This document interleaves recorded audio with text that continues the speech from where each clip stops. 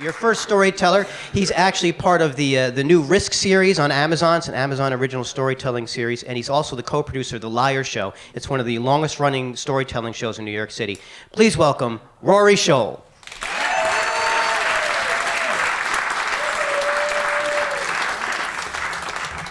Thanks very much. I don't do this for the applause. If I did, I'd say something like, hey, in 3.5 hours, it's my birthday! Yeah! Oh! Not quite 50 yet, but close, very close. All right. Say, did you know that the Tyrannosaurus Rex is a member of the deer family? Yeah, this is just one of the many lies I tell to children at the Museum of Natural History. Yeah, because why not? They're kids, all right? I do birthday tours for privileged Upper West Side kids, you know. So they pick a theme. They like dinosaurs, astronauts, the ocean. I dress up like a character. I take them on a tour. I feed them lies. And then I take them into the basement where they listen to their Taylor Swift and they eat their chicken nuggets shaped like dinosaurs. And I go in the back and question all my life choices up till then. There is one aspect of it that I do like, and sometimes I'll bring my guitar and I'll improvise songs with the kids. Like, we'll sing like The Adventures of David Saurus and the Mystery of the Museum, and the kids love that, and I like that because it's a little more creative. But otherwise, it's just awful. So I was doing a tour for, let's say Cooper. You know, one of these names that really should be retired by now, right? We don't need any more Coopers, or Parkers, or Lexis, or Madisons, all right? Quit naming your kids out of streets you see out of your window, okay, Upper West Side? So, is there a Cooper here? All right. So Cooper wanted an astronaut theme thing, a space theme. So I'm dressed as an astronaut, and I'm taking him around the museum. And I think I just answered a question. He was like, what's the difference between a meteorite and a meteor? And I was like, one's edible. I don't know, Cooper. So I take him down into the basement, and I let them eat their dinosaur chicken, and I go check my voicemail. And I get a voicemail that says, hey, Rory, this is Cindy from CBS. We really enjoyed all of your auditions, and we'd like you and your partner to come out and be on our show. So we'll see you in 2 weeks in Burbank. And it's a good thing I was dressed as an astronaut because I was over the moon. That's for the dads. Is there a dad joke? You can use that. So previously, we had auditioned for a new Mark Burnett reality show called Jingles, about the wonderful world of jingle writers. Doesn't that sound fun? Yeah. And I was really excited, and I was like, this is it. This is my big break. Suck it to all the Coopers of the world. All right, I'm going to be the most charming breakout star of this reality show. I'm going to host the Tonight Show. This is it, my big break. So my friend Sam and I, who's my songwriting partner, leave for Burbank 2 weeks later. And I'm telling Sam my plan. I'm like, Sam, this is great. We're going to be breakout stars. This is our huge break. Sam had other ideas. He had just found out that his high school sweetheart, his love of his life, the one that got away, her husband died. And he was very excited about that. So she lived in LA, and he's like, I'm going to show her what a big shot I am, and we're going to get back together. And I should tell you that Sam was married at the time. And I should tell you that I told Sam I was not going to use his real name. Shit. Don't connect the dots on Facebook later.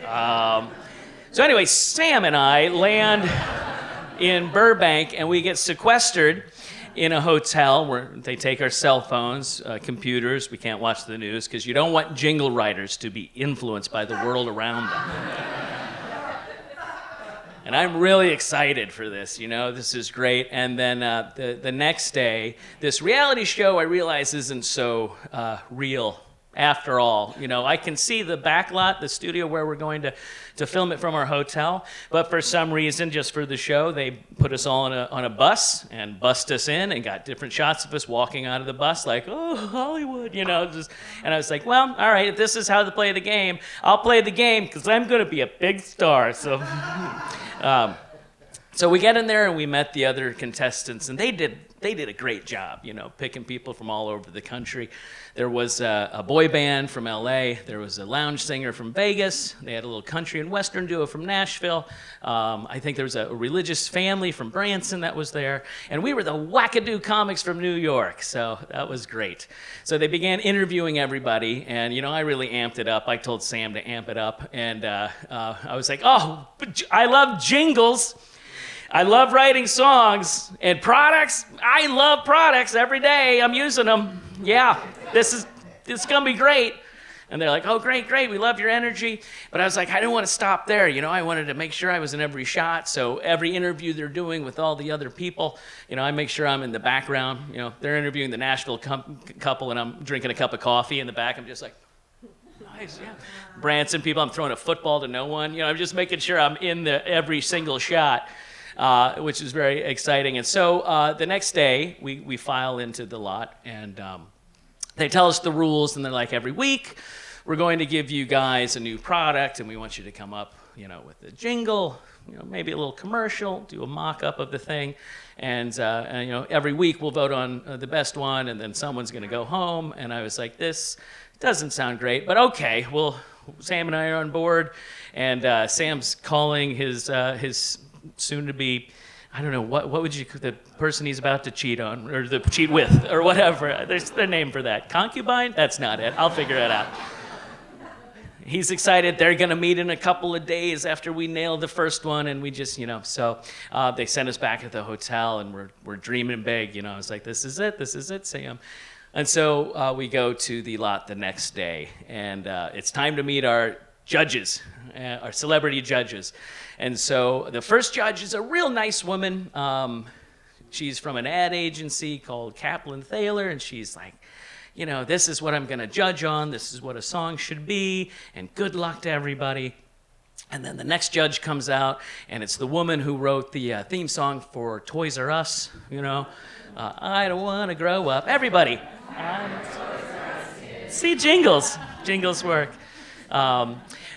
But you would have thought she wrote the fucking White Album the way she talked about her process.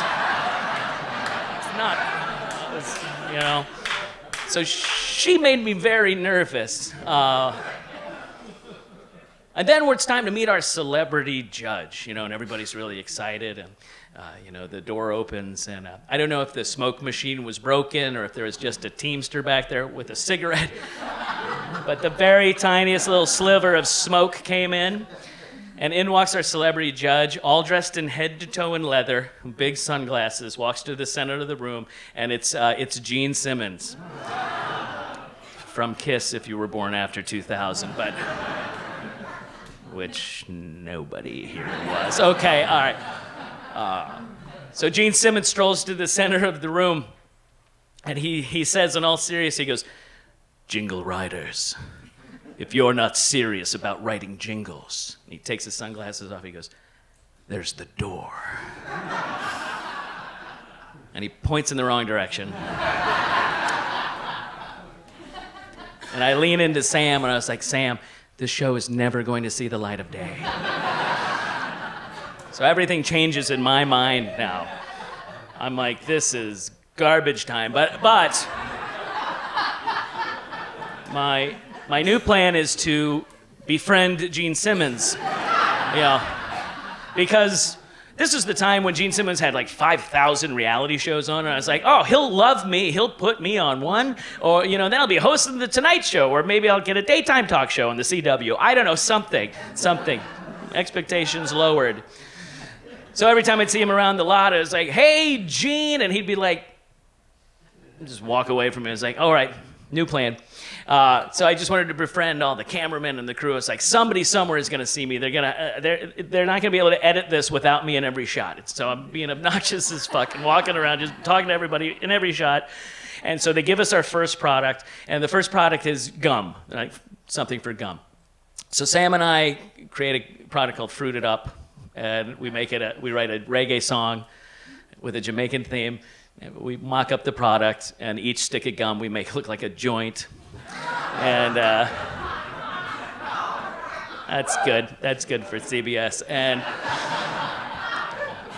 And we're interviewed by the host of the show, which I think her name was Kelly or Kimberly Caldwell. I think she was like the 5th runner-up of season 4 of American Idol, which should have been another red flag right there. But so she's interviewing us about the product. And we're all excited, and then all of a sudden the Jingles door opens, and we walk in, and Gene Simmons is on a throne, and the 2 girls are like on stools. I was like, this is obviously he's backing this show. So we get up there, we sing our Fruited Up song about the joint gum, and Gene Simmons says, so how did you come up with this? And Sam says, well, Mr. Simpson.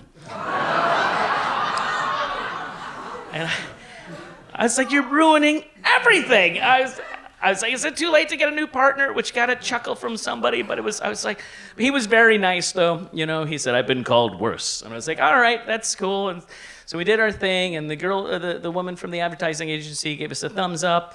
She loved us. The Toys R Us woman hated us, just hated us, and gave us a big thumbs down. And so it came to Gene Simmons. He had the decision.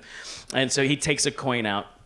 And he's like, heads or tails? And I was like, heads. And he goes, tails. You guys are done. I was like, oh, we got kicked out the first episode.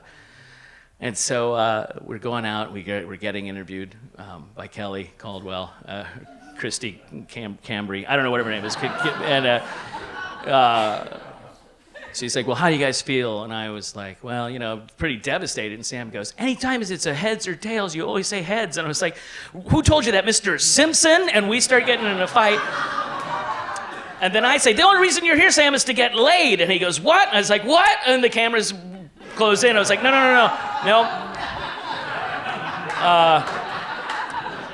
And so we just kind of looked at each other, and she's like, okay, we'll be back. And then I was like, all right.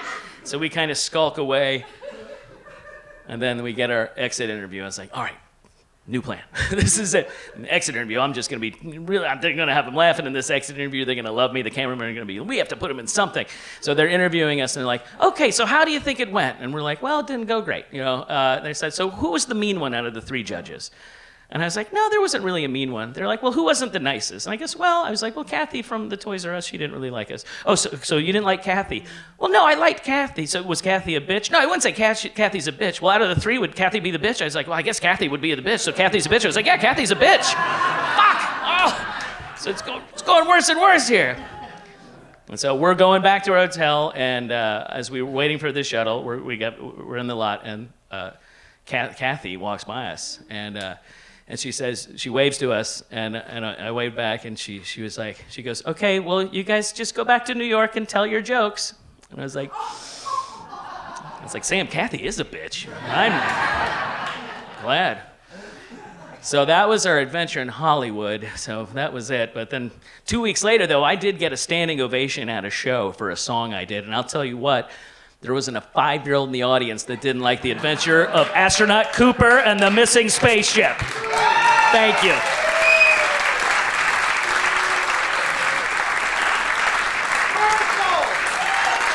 Rory Scholl.